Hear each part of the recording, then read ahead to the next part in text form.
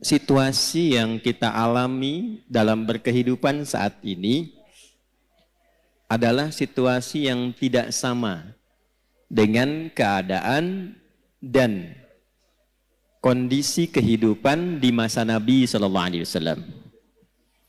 Dulu di zaman Nabi belum ada dan tidak ada media sosial. Sekarang ada. Zaman Nabi nggak ada sepeda, sekarang ada. Apalagi kereta, apalagi pesawat. Tapi ibu tidak boleh lupakan, karena Nabi ini adalah sosok istimewa utusan Allah, yang tugas pokoknya menyampaikan panduan berkehidupan pada umat terakhir yang menjalani hidup di muka bumi sampai kehidupan ini selesai. Jadi Nabi disebut oleh Allah sebagai Nabi penutup, Nabi akhir zaman, Nabi paling istimewa. Kita yang ikut Nabi juga masuk status umatnya sebagai umat akhir zaman. Karena nabinya akhir zaman, umatnya pun umat akhir. Jadi ibu ini manusia akhir zaman ini. Sama dengan saya gitu ya. Yang dimaksud akhir zaman itu begini, supaya tidak keliru menafsirkan. Akhir zaman itu maksudnya periode masa hidup manusia sampai akhirnya kehidupan. Sampai selesai kehidupan di bumi ini. Jadi dari masa Nabi sampai akhir kehidupan yang kita belum tahu kapan, itu maksudnya yang disebut dengan akhir zaman. Dengan ditutupnya oleh Nabi terakhir, dimulai masa akhir zaman sampai kehidupan selesai. Paham Ibu? Halo, paham? Nah, jadi jangan selalu diartikan kalau bicara akhir zaman, besok kiamat misalnya. Ya? Nah, akhir zaman itu dari mulai Nabi diutus sampai terjadi kiamat. Itu akhir, puncaknya terjadi apa? Kiamat. Nah, yang penting bagi kita belajar itu, ini yang jarang dikupas, jarang dibahas. Nabi itu karena tugasnya oleh Allah ditetapkan sebagai penjelas, pembimbing, penerang, maka di antara yang beliau jelaskan itu bukan hanya hukum fikih tentang cara sholat, cara kita baca Al-Quran, cara zakat, umrah, haji, puasa, tapi juga beliau dituntun, dibimbing oleh Allah untuk menerangkan keadaan di setiap perpindahan zaman sampai akhirnya. Misal, Nabi pernah komen begini dalam sabdanya. Kalau beliau sudah komen, kita langsung subscribe aja ya, sama like, gak usah ikut komen lagi. Khairul qarni, era terbaik itu kata Nabi, eraku. Kemudian era setelahku, sahabat. Kemudian era setelah itu, tabi'in. Jadi ada era Nabi, era sahabat, era tabi'in, kemudian yang dekat ke tabi'in. Semakin berganti eranya, akan semakin banyak masalahnya. Ada satu kalimat Nabi, nanti yang akan jadi ukuran kira-kira kita itu hidup di era yang bagaimana situasinya. Nanti kalau sudah paham, oh saya hidup ini di era yang seperti ini.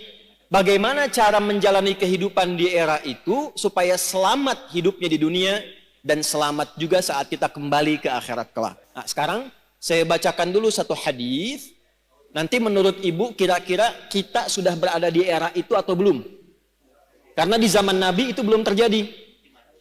Ya, paham? Nah, kalau sudah paham, mari kita tutup kajian kita. Tenang ya Bu ya. Yuk kita bacakan hadisnya pelan-pelan. Qala Rasulullah sallallahu alaihi wasallam. Untuk menyingkat saya langsung sanadnya kepada Rasulullah sallallahu alaihi wasallam.